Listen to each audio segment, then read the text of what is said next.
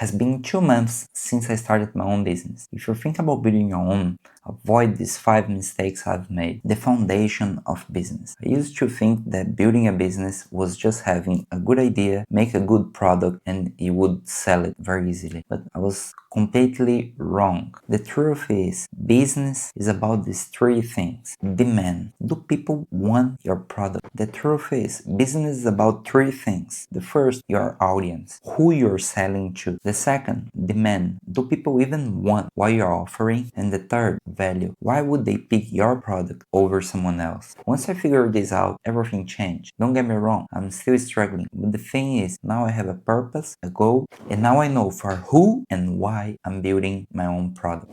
But now I already give you an overview of what you should focus when building your business. So let's go to my mistakes.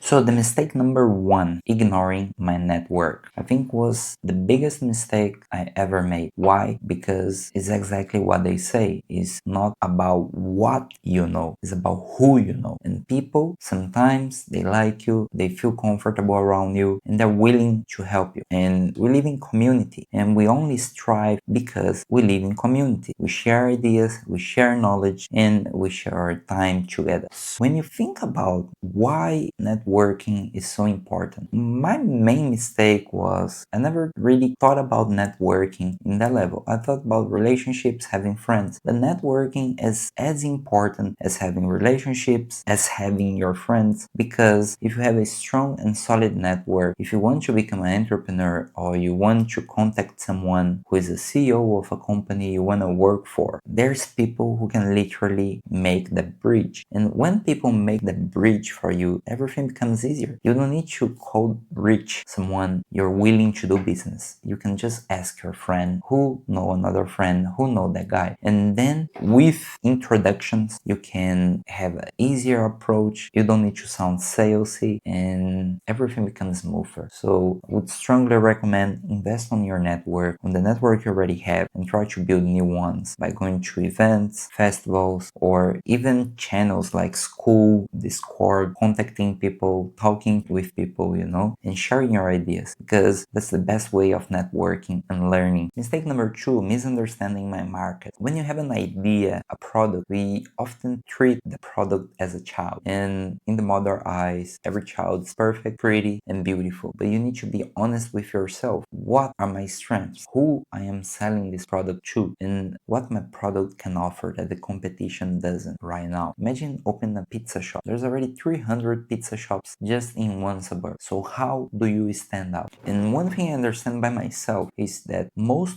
business fail because they don't understand 2 things. Who is their audience and what makes their product unique? Look, a lot of digital agencies, they do marketing, they do website, and they do for the same audience pretty much, which are business or small companies. So if they are selling for the same market, how come 2 business, 3 business of the same thing, of the same product, of the same delivery, of the same results coexist? The reason is simple. They have their own niche, they have their own unique values, and they try to offer that to their clients. So that's how you stand out. It's okay to do a thing that's similar, but you need to do on your own way. A product without demand is trying to sell ice cream into an ice cream shop. So how did I fix this? I did a research. How did I fix this? I did a research. Who need this? How does my offer stand out? What value do I bring that competitors don't? Mistake number 3, brand loyalty. There's a reason why everyone talks about personal brand. It's because nobody cares about your brand, but they might care about the person behind the brand. And that's, my friend, is the most essential thing. If the person behind the brand has a good charisma, is empathetic, and show nice traits and behaviors when is talking on Twitter or posting on social media, often people will link that personal brand with the company, and that's where you stand out. Most of the people, they don't care about brands unless they offer one of these 2 things: a great value or a low price. What do I mean by great value? What do I mean by great value? Great value will be something like Google or like ChatGPT, Claude, Perplexity AI, DeepSeek, pick something that has an intrinsic value that you can use, or a perception of value, which are brands like Louis Vuitton, Apple, Ferrari, which people often associate as a high level of social stakes, and that's another type of value. So Apple sells status, they don't sell phone, they sell an idea. If someone started doing a clone of iPhone nowadays, you have the same operational system, the same physical device, the same branding, package, everything, and they start selling out. They probably wouldn't make any money or little to no money. Why? Because people are still attached to the status of Apple. The only thing that could make possible or viable is if they hire a lot of influencers to try to promote the brand and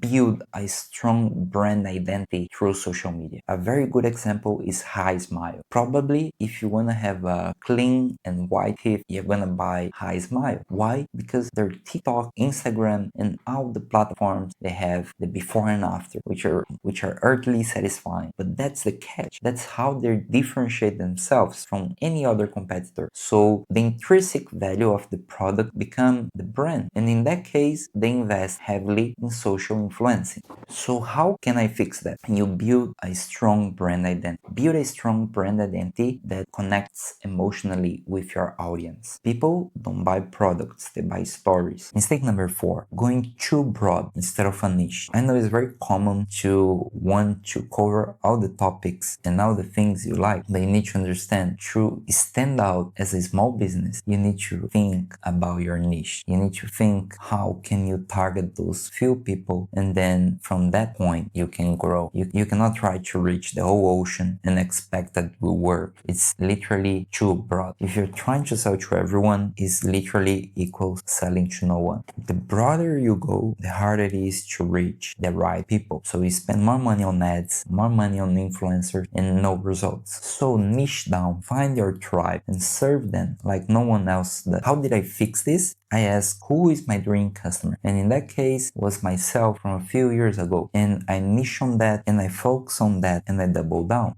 So mistake number 5, you selling a product instead of a solution. Product is just an object. A solution solves a problem. And that is very hard. Why? As a technical developer, I would love to build React website to my customers. But deep down, I know the best websites are made with WordPress. Why? Because for customers, they want something easy to edit. They want to have a CMS, maybe a e-commerce, and so many other features that WordPress already carries with itself. And is intuitive, easy, is market tested because it has been more than decades in the market. So knowing your solution to the problem is different than trying to give your product as a solution. And then you can make this reflection. Why should someone choose your product? Does it save time, money, or make my life easier? And how is the fix? Instead of trying to sell a phone, sell a better communication. So how did I fix that? Instead of trying to tell your customer that's the perfect solution, just listen to them. It's the same thing as you going to the doctor. The doctor barely listen to you. He just say, hey, take some Panadol and go home. How would you feel? You would feel like, wow, this person barely hear me out, right?